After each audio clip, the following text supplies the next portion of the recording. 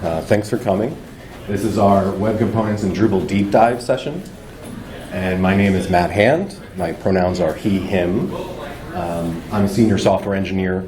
And today I'm representing myself, matthand.com. Any opinions reflected today are my own and not my employer's. But I have over a decade of experience building web applications, specifically in Drupal, and I have like full stack expertise. Today's agenda, I'm going to go on a background of like what web components are, make sure we're all on the same level of what we're talking about, and then speak about like specific integration in Drupal, different methods that you can try. And in general, it's from a perspective of like you're building out a website experience and less from like you're building a web component library. Essentially, the web components are already built and you're pulling them into Drupal. That's where I'll be starting. And then I'll talk about accessibility scan tools and how that's challenging with web components and why, and then kind of just discuss where the most common tools are in their support, and then talk about some recent developments in the web component space. So first about that background, what we're talking about is the web component custom elements specification. And in terms of when it was added to HTML, we're talking the early last decade in 2011. They started building out this web component spec. It was generally pushed forward by Google. And then over the course of the decade, it's been solidified.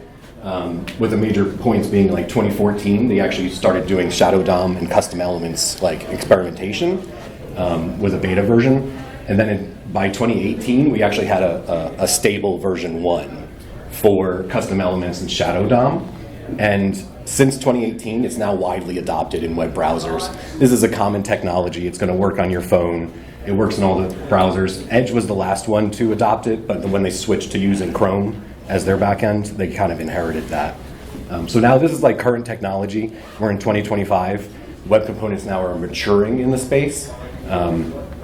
And what a web component is, it's made up of like 4 key technologies. First, you have your custom elements. So you get to define your own custom element. You can name it anything. So like you're used to regular elements like the paragraph tag, the P, the A tag for links, div tag, table tag, things like that. With web components, you get to define your own custom element, give it your own name, and then you get to decide how that element actually renders on your page. And there's this concept of a shadow DOM, the document object model, which is essentially what HTML is. There's now a shadow DOM. What that does is it essentially hides pieces of the web component from other parts of the page. That's called encapsulation. It has its strengths and then it has some drawbacks. But generally speaking, why you want shadow DOM is if you want to fully control how your element renders every time. There's almost no way or no easy way to override that rendering using like the local website technology. Like it's very difficult. You have to really know what you're doing to adjust what happens inside the shadow DOM. And then there were 2 tags that were added, the template and the slot tag. Those are really important developments. What the template tag does is it allows you to like insert content that doesn't show until it's loaded by JavaScript, right? And then what the slot tag does, it allows you to pass content into the shadow DOM. So the slot content can still be seen by everything else on the page, but it gets passed through into the shadow DOM where it's able to be styled appropriately.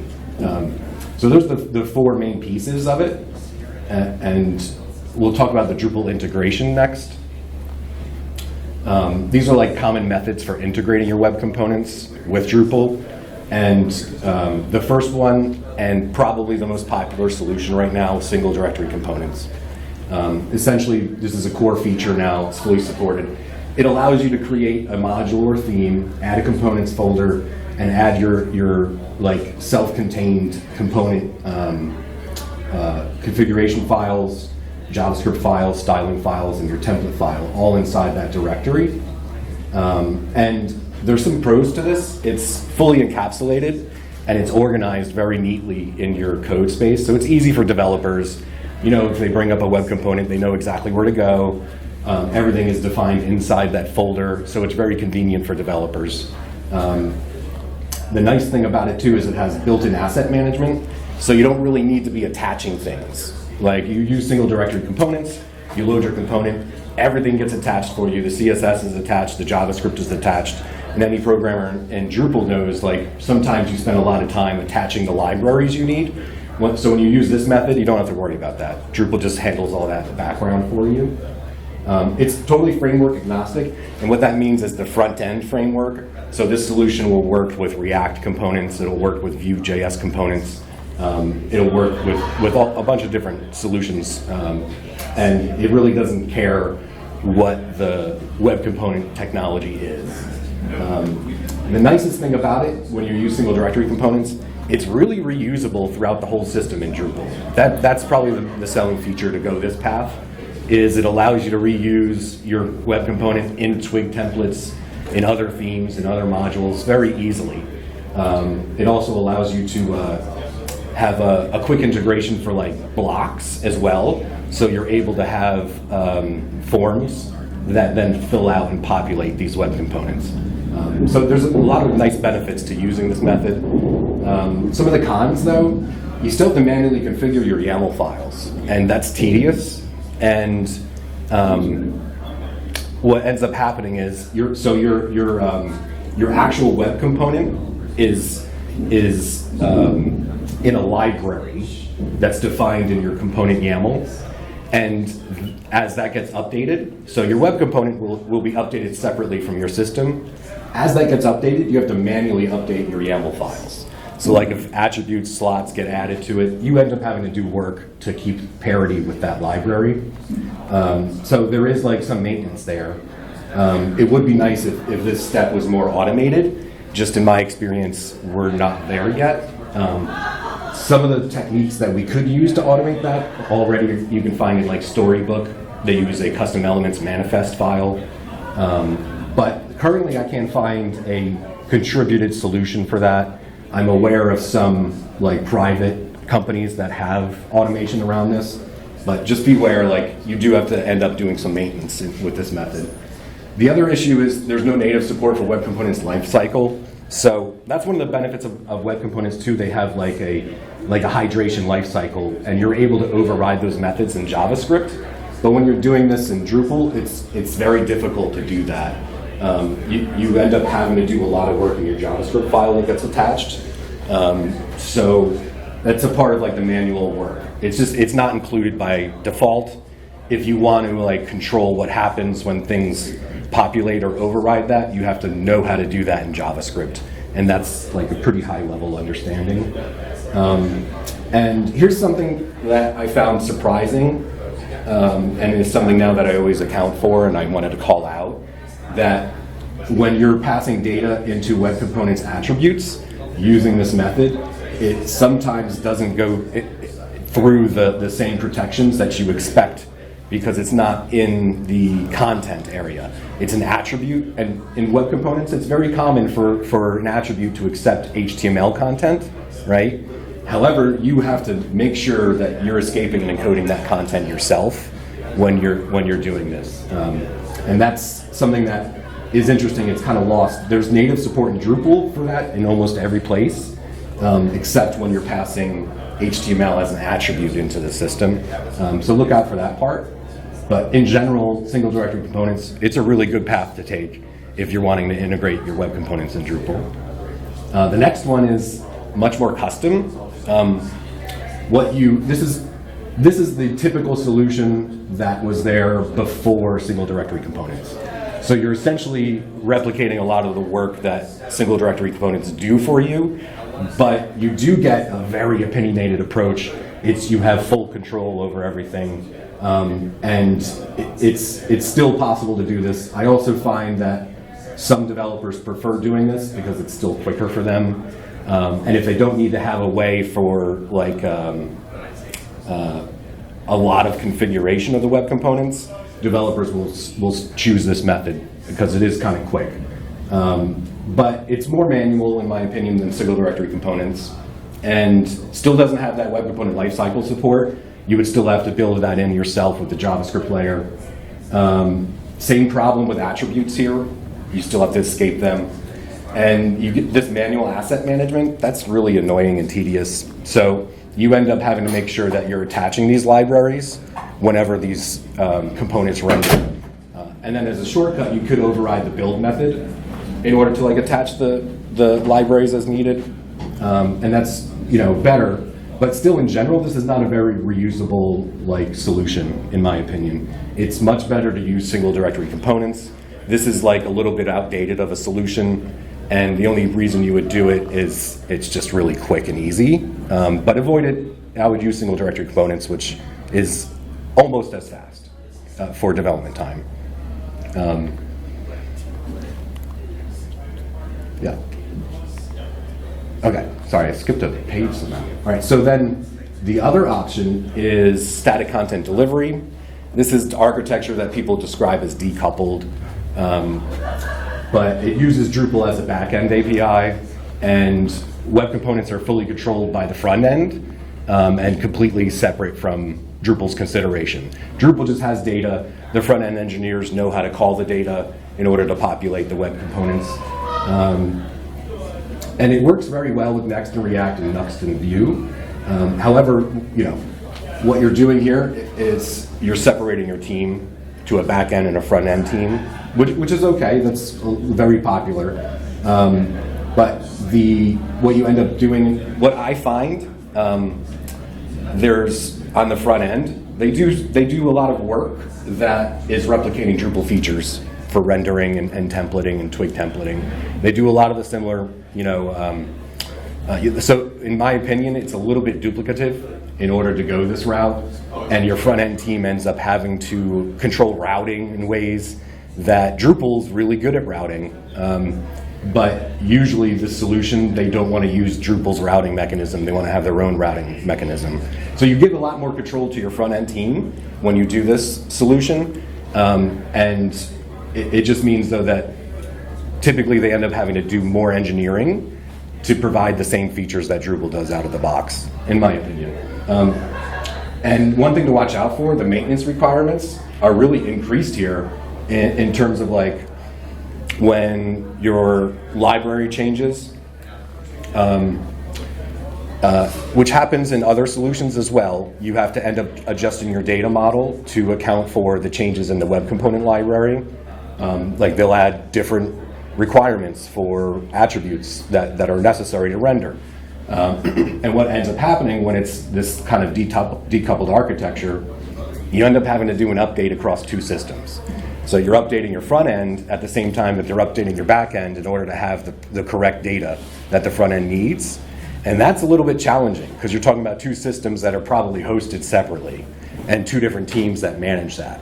So when you're going this approach, keep that in mind, that what happens when the web component library has a breaking change, right? Plan that through, figure out what you're gonna do. It's still very attractive to use this method because you get front-end engineers, they only have Node experience, React experience, it'll work very well for them. However, what happens when your web component has a breaking change and you need to account for it on the front end and the back end across two different teams, across two different web hosts?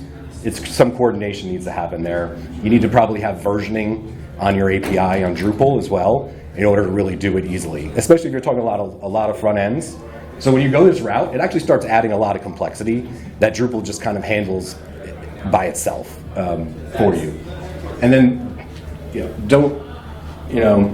don't miss that your web hosting responsibility increases. You don't have a monolithic application anymore. You have one monolithic application that's only being used as a front end for content authoring. And then it's using an API to feed other front end apps that are probably hosted separately. So you're talking about an increased cost of hosting. You're talking about needing experience in their hosting. Node.js is the typical front end host.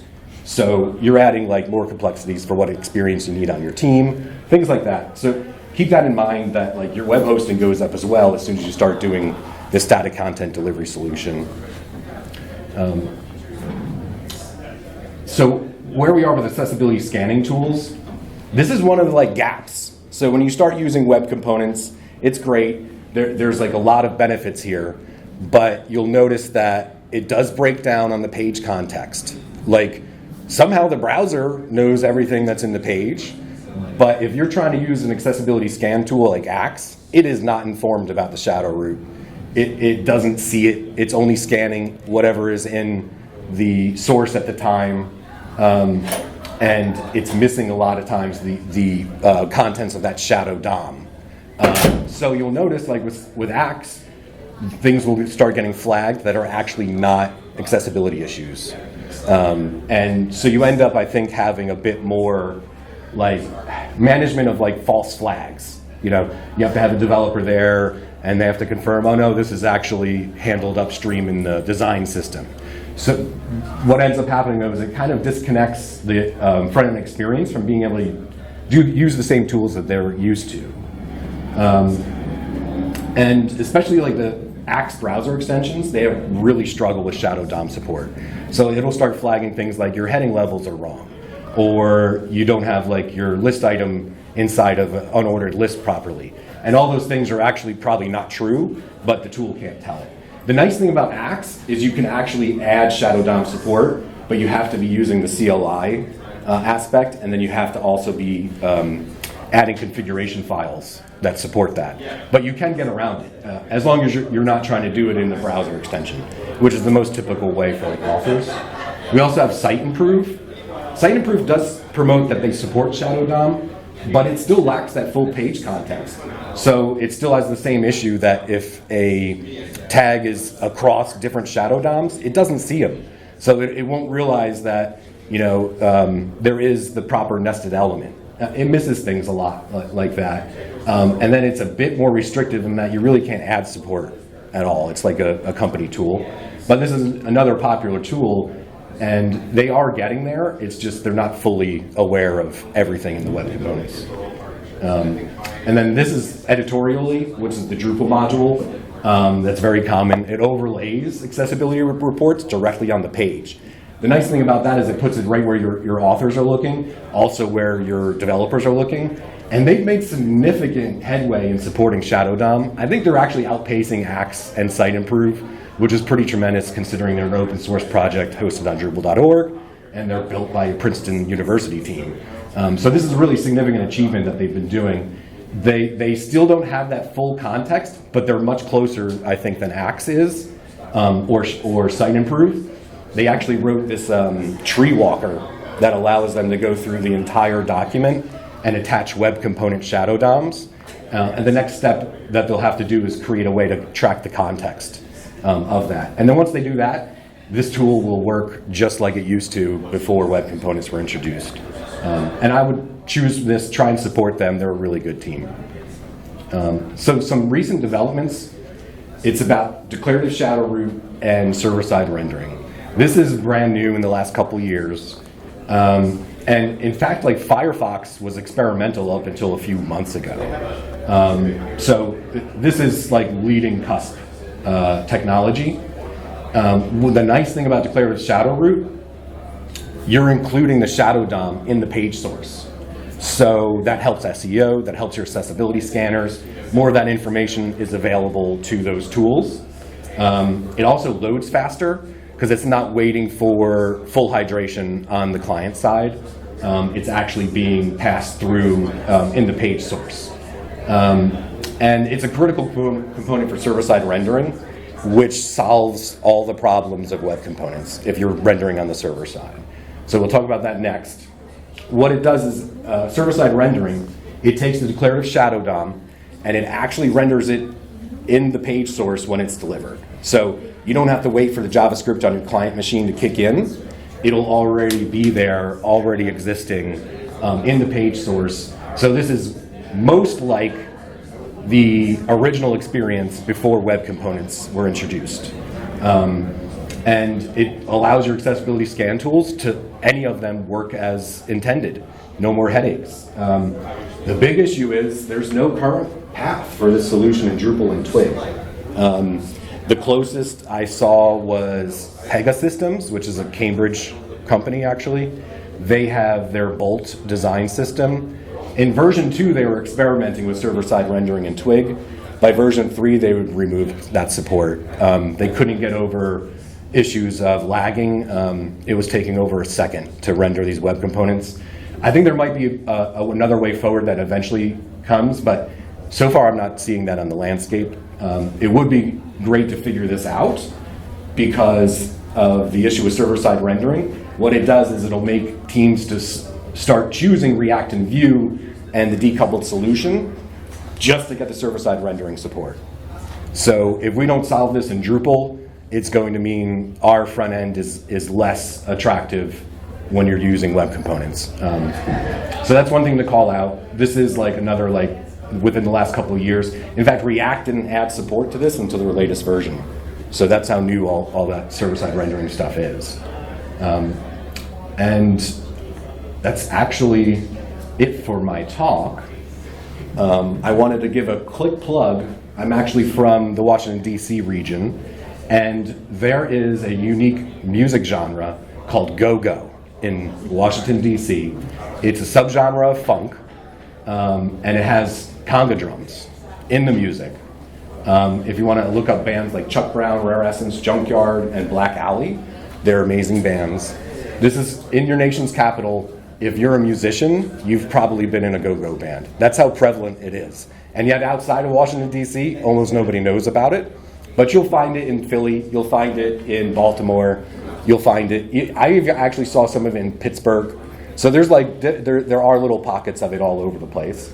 And in lieu of questions, does anybody have questions? Yeah, let's take one. I appreciate the go-go shout out. There's also someone from DC, so.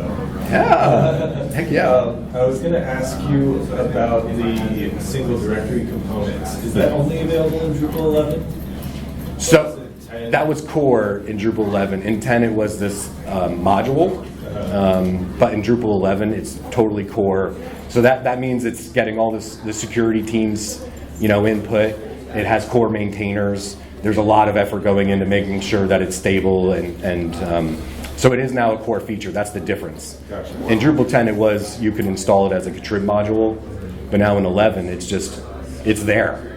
If you put in your own custom module in the components directory, it just pops up basically. Yeah. So what's the admin experience with adding those components? So that's the manual part. It's all done in code, and then using the configuration files and the template files inside that directory. Then the admin experience is typically you can add them into like custom blocks. There's different solutions out there to get them into like the admin interface, but generally it's managed in the code and then really locked in configuration in terms of on the like Drupal administration interface, and then you'll only potentially have like the inputs that you need in your form to match attributes and stuff. There's a little bit of work still there to get that part fully enabled, but it's very quick. It's still like single directory components. There's not as much engineering effort there. I was just going to say that there is the experience builder. Yeah. That's going on right now. Part of that is to try to have the ability to design the whole head in the UI, setting up all your attributes, slot your props, and have it all. That's still definitely in the early stages of development. Yeah, that's all. I'm glad you brought up Experience Builder. I've been installing it and waiting for it to be actually bundled and included. Yeah, and it's definitely almost there, and it is going to give you more of that like fielded experience that you're used to, where you can just add fields to something and you can, decide what type of data that field is, but the Experience Builder is still not bundled with Drupal CMS, and so it's not even like.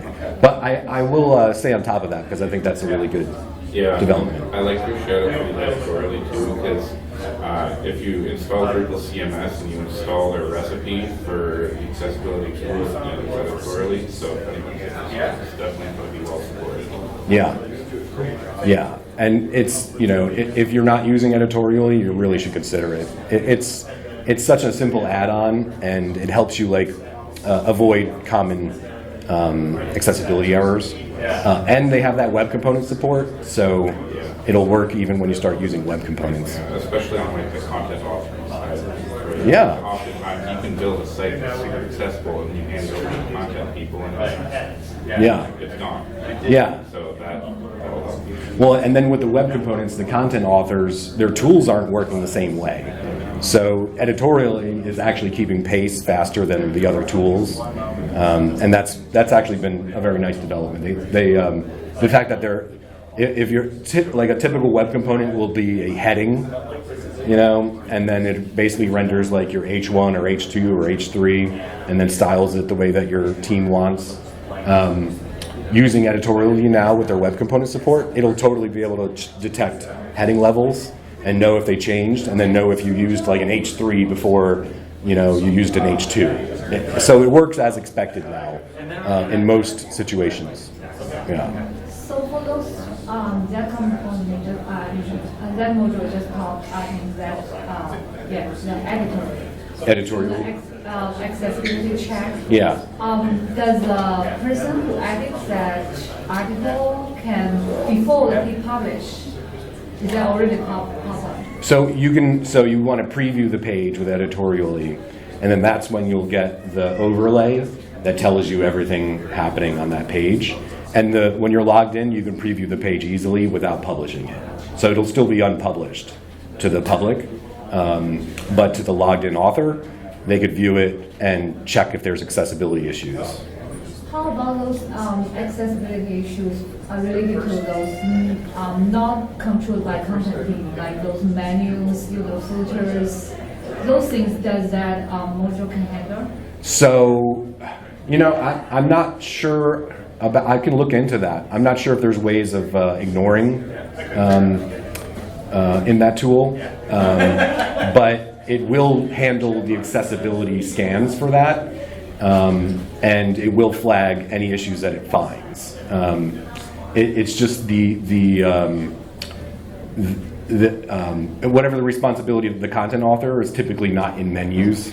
So if there was an issue there, like they would have to alert their developer team to fix it. And then sometimes if there's an accessibility problem in the web component, even the developer working on the website can't fix that. So they need to go talk to the web component engineer, and then they'll have to fix it.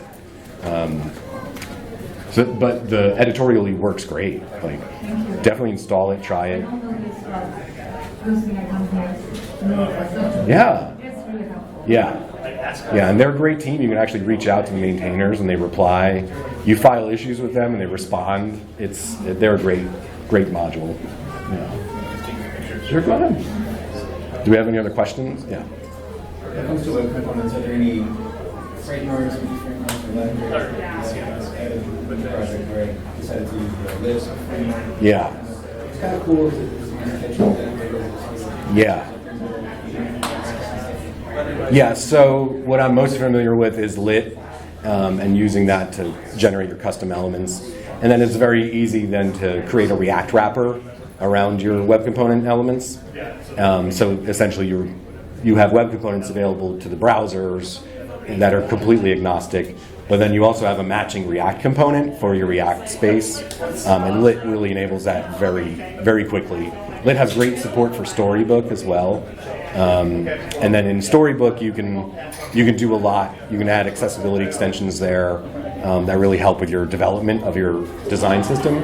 But in general, that's kind of separate. Like what I was talking about more was somebody who's building out a website experience, and then the design system library is handled by another team. But yeah, I'm familiar with lit, and actually the team I'm familiar with, we're pivoting. Now you don't actually need to use lit, and we're trying to solution ways of not requiring lit anymore. And I'm looking into that too. That's kind of like a recent development where it's not as helpful or as required as it was a couple years ago. Yeah. And I'm not 100% sure why, but I'm looking into it. Yeah. You have a question? Yeah. How would you implement editorial into Drupal? How does Oh, you just install the module. Yeah, you give your you have to give access to your content authors permissions. It's very straightforward. Or you can use Drupal CMS and add the recipe for accessibility tools, and it's bundled in there, and it will be installed with that, and probably configured out of the box, right? Yeah. So that might be the easiest way forward: Drupal CMS, and then the accessibility tools recipe. So like really overtime. Yeah. Can I play the video somehow?